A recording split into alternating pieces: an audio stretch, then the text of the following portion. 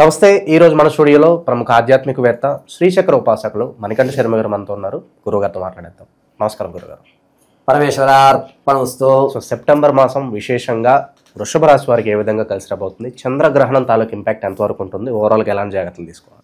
వాస్తవరీత్యా చెప్పుకోవాలంటే వృషభ రాశి వారు కృతికా నక్షత్ర 2, 3, 4 పాదాలు, అదేవిధంగా రోహిణి నక్షత్ర 4 పాదాలు, మృగశిర నక్షత్ర 1, 2 పాదాలు వారు కూడా ఈ వృషభ రాశిలోకి విచ్చేస్తారు.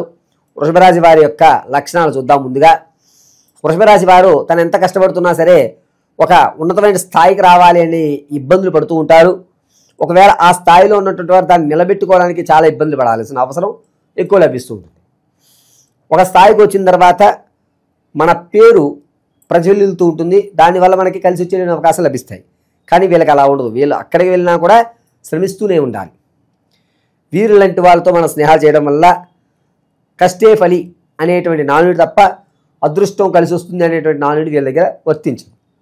ఎంతసేపటికి కూడా ఎంత కష్టపడితే మనకి అంత డబ్బు వస్తాయి అనుకుంటారు తప్ప హార్డ్ వర్క్ ఎక్కువ ప్రాధాన్యత ఇస్తారు.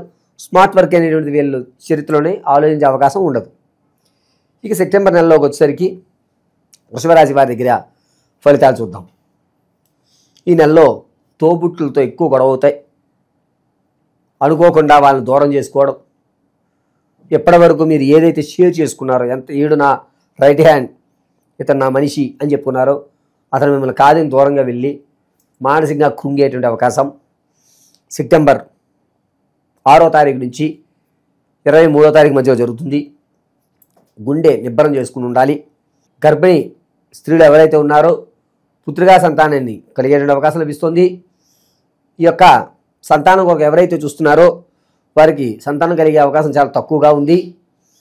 వివాహం కొరకు ఎవరైతే చూస్తూ ఉంటారో వారు వివాహ యోగ్యానికి కొంచెం ఆలోచించుకుని నిర్ణయం తీసుకోవాలి. యోగ్యులే వస్తున్నారు కానీ కాస్త ఇబ్బంది పెట్టేటువంటి వాళ్ళు వచ్చేటువంటి అవకాశం ఎక్కువ లభిస్తుంది. ఈ నెల 3వ వారంలో వివాహానికి శ్రీకారం చుట్టితే కనుక కలిసి వచ్చేటువంటి అవకాశం లభిస్తుంది. ఇక సినీ పరిశ్రమ కానీ రాజకీయ, సాంఘిక, సాహిత్యాల్లో ఉన్నటువంటి వారికి ఊరట కలుగుతుంది. మీరు అనుకున్నటువంటి విధానాల్లో మీకు ఒక మంచి దారి చూపించేటువంటి అవకాశం లభిస్తుంది. మీకు ఎక్కడా కూడా ఏ ఇబ్బంది లేకుండా నేను చూసుకుంటాననేటువంటి నమ్మకస్తులు మీ ఎదురుగా రావడం జరుగుతుంది. మీరు రియల్ ఎస్టేట్లో కానీ అదేవిధంగా స్టాక్ మార్కెట్లో కానీ పెట్టుబడి పెడతారు కనుక సెప్టెంబర్ నెల 18వ తారీఖు నుంచి 27 మధ్యలో పెట్టండి. కలిసి వచ్చేటువంటి అవకాశం, నష్టం జరగదు ఎక్కడా కూడా.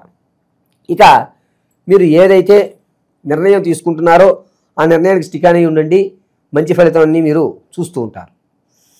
ఎవరైతే ఇంతకుముందు తాత ముత్తాత నుంచి వచ్చేటువంటి ఆస్తి ఏదైతే ఉంటుందో దాన్ని నిలబెట్టుకోవడంతో పాటుగా మరి కాస్త దాన్ని యాడ్ చేసుకునే అవకాశం లభిస్తుంది. అంటే మీరు అనుకునేది ఒకటి, మీకు వచ్చేటువంటిది అధికంగా వచ్చే అవకాశం లభిస్తుంది. స్థిరాస్తులను కొనుగోలు చేస్తుంటారు. దాంతోపాటుగా మీ యొక్క శత్రువు నుంచి పూర్తి భయాలు తొలగిపోయి అమ్మయ్య నాకు ఎవరు శత్రువు లేరు అనే ఒక మాటను మీరు వినడం జరుగుతుంది. ఆడవారి విషయానికి వస్తే ఇక రాజకీయాల్లో నిలబడుతున్న వారికి ఓరట కలుగుతుంది. మీ యొక్క అధికారి మిమ్మల్ని గుర్తిస్తారు. ఒక నామినేషన్ పదవి అయితే మీకు లభించడం జరుగుతుంది. ఎవరైతే ఉద్యోగస్తులు ఉన్నారో ప్రమోషన్ వచ్చేటువంటి అవకాశం లభిస్తోంది. ఎక్కడ ఇబ్బంది లేదు. మీరు అనుకున్న స్థాయిలో మీరు నిలబడతారు. విద్యార్థులకి జ్ఞాపక శక్తి పెరుగుతుంది.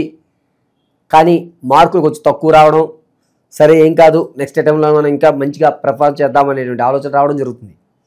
నిరుద్యోగులు శుభవార్తను మాత్రం సెప్టెంబర్ 19వ తారీఖు నుంచి 28 మధ్యలో మీరు ఆ విషయాన్ని వింటారు.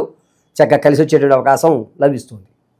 ఇక ఎవరైతే రాజకీయాల్లో ఉంటారో ఆడవారు, వారికి కొంచెం ఊరట కలుగుతుంది. మిమ్మల్ని నమ్మేటువంటి అవకాశం ఎక్కువ లభిస్తూ ఉంటుంది. దీంతో పాటుగా భార్యాభర్త మధ్య అన్యోన్యత పెరగడం, వీళ్ళు ఇంతకుముందు కొట్టుకునేవారు కదా ఇప్పుడు ఎందుకు ఇలా కలిసి ఉంటున్నారు, ఏమో పర్వాలేదులే బాగానే ఉంటున్నారు అనే మాట మీరు వినడం అనేది జరుగుతుంది.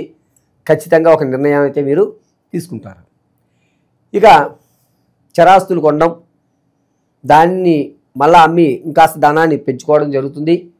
ఆరోగ్య విషయానికి వస్తే కనుక మెడ నరాలు, తొడకండరాలు కూడా కాస్త ఇబ్బందిదాయకంగా ఉంటాయి. అరికాళ్ళు మంటలు అనేటువంటివి పెరిగేటువంటి అవకాశం లభిస్తుంది. ఓకే.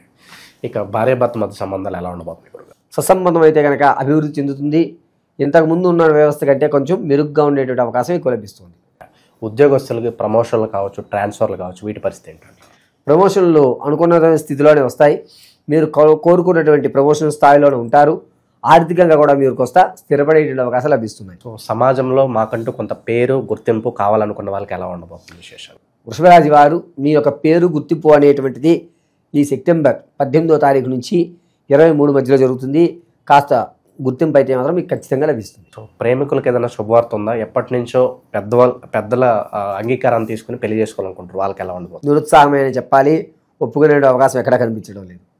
ఇక భూమికి సంబంధించిన వ్యవహారాల్లో ఏమైనా జాగ్రత్తలు తీసుకోవాల్సిన అవసరం ఉందా? భూ సంబంధిత వ్యవస్థలో ఎటువంటి జాగ్రత్తలు లేవు. తాత ముత్తాతల నుంచి మీరు ఏదైతే స్థలం అంటే 100 గజాలు మా తాతగారిది నాకు రావాలండి అనుకుంటే కనుక అది 120 గజాలు అవ్వడం, 110 అవ్వడం, అలా కొలతల్లో తేడా అయ్యి కాస్త లాభపడే వ్యవస్థే తప్ప నష్టపోయే వ్యవస్థ ఎక్కడా కనిపించట్లేదు. సో ఇంకా మంచి ఫలితాలు కావాలనుకుంటే వృషభ రాశి వాళ్ళు ఎలాంటి పరిహారాలు చేసుకుంటే బాగుంటుందా? ఇప్పటివరకు మనం గోచార రీత్యా మాత్రం మాట్లాడుకున్నాం.